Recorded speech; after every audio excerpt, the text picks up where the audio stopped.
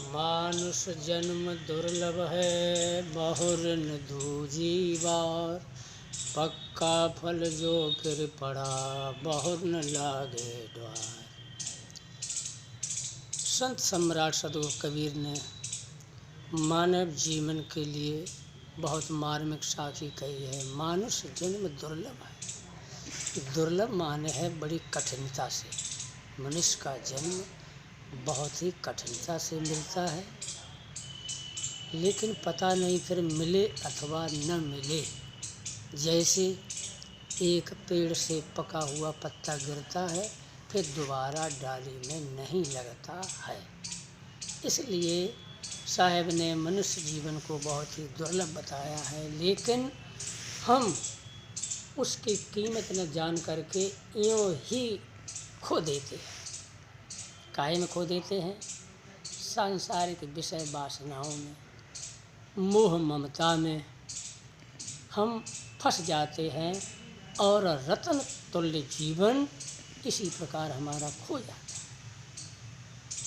है। मनुष्य जो है इस सृष्टि का सिरमौर प्राणी है, क्योंकि मननाथ मनुष्य, मनन करने के कारण ये मानव मनुष्य कहलाता है, क्योंकि इसके अंदर विवेक है। अन्य मानवेतर प्राणियों में विवेक नहीं है, थोड़ा बहुत ची पी भों कर पाते हैं। केवल वर्णात्मक शब्द कहने की शक्ति केवल मानव के अंदर है। और मानव मानवेतर प्राणियों में जो अंतर है, मानव इंद्रियों से बहुत कमज़ोर है और मानवेतर प्राणी जितने हैं इंद्रियों में बहुत सबल है। लेकिन मनुष्य के अंदर वो शक्ति है जो किसी के पास नहीं है। मनुष्य के अंदर मन और वाणी ये दो महान शक्तियां हैं। इन्हीं शक्तियों के कारण मनुष्य मनुष्य कहलाता है, क्योंकि ये जब तक उसके पास मन नहीं है, विवेकशील प्राणी होने के कारण आज देखिए विज्ञान में मनुष्य ने ही उन आविष्कारों को चरम सीमा पर पहुंचा दिया है, जिनकी हमको सोच भी नहीं थी। इसलिए मानुष जन्म जो मिला है उसको हम सदुपयोग करें, दुरुपयोग में न जाएं। सदुपयोग करना ये है कि हम जितना हमें जीवन मिला है सदुपयोग के लिए मिला है। भजन, भक्ति, ध्यान, साधना और संत सद्गुरुओं के सानिध्य में अपना जीवन बिताना, क्योंकि बिना सद्गुरु के ज्ञान भी असंभव है।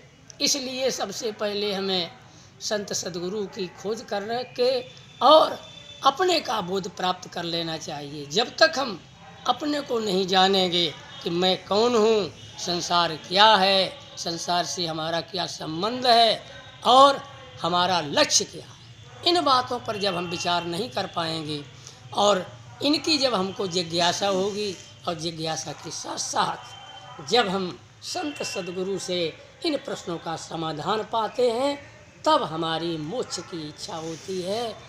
और मोक्ष का मतलब है मोह का क्षय हो जाना, यानी सारी इच्छाओं का, सारी वासनाओं का बुझ जाना। इसी को भगवान बुद्ध ने अपने शब्दों में कहा था।